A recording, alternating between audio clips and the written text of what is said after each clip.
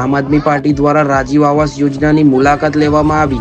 ભરૂચ નગરપાલિકાની સફાઈ કામગીરીને લઈને મોટા સવાલો સાથે નગરપાલિકા પર પિયુષ પટેલ દ્વારા સીધા આક્ષેપો કરવામાં આવ્યા।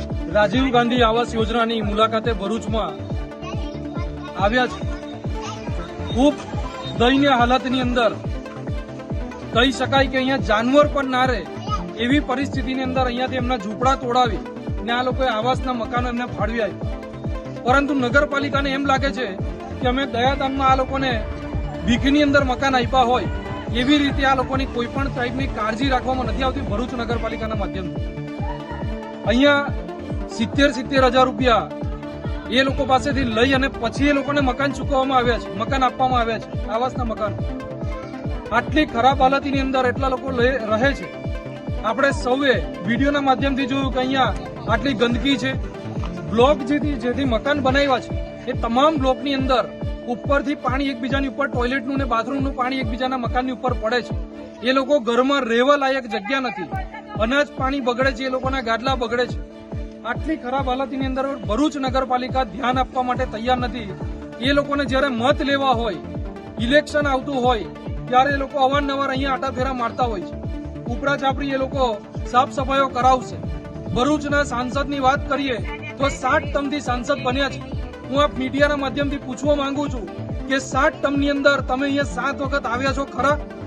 જો 7 વખત તમે આવ્યા હોય તો પછી આ વિસ્તારની હાલત આવી કેમ? તમે સાંસદ તો બની ગયા, સાંસદ બનતી વખતે તમે મોટા મોટા વાયદાઓ તો કરી દીધા, હું મારા ભરૂચને આમ કરી નાખીશ, હું મારા ભરૂચની જનતાને તકલીફ નહીં પડવા દઉં। તો ભરૂચની જનતા આજે આટલી તકલીફમાં રહે છે તો તમે જોવા માટે કેમ નથી આવતા?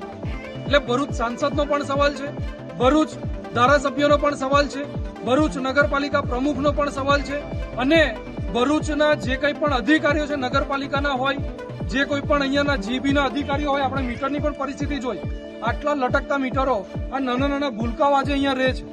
એ લોકોને કરંટ લાગશે, એ લોકોને કાલે કઈ જાનહાની થશે તો એની જવાબદારી કોની? જીબીની, નગરપાલિકાની, જિલ્લા પંચાયતની, તાલુકા પંચાયતની કે પછી અહીંયા ભરૂચના જે તે ધારાસભ્ય? કોની જવાબદારી? કોઈ એકબીજાના માથે ટોપલો નાખવા માટે તૈયાર છે, કોઈ એકબીજાને માથે ઓઢવા માટે તૈયાર નથી કે હા મારી ભૂલ છે, મારા કારણે આ વસ્તુ થઈ છે। અહીંયા નગરપાલિકાના અધિકારી આવી આ લોકોના હપ્તા ચાલતા હતા તો હપ્તાના રૂપિયા એ લોકો પાસેથી રોકડા ઉઘરાવતા હતા ને પાછી તમારા પાસે શું નામ હતું એનું? જે હપ્તા લઈ જતો તો એનું નામ શું હતું? શું નામ હતું? કરીને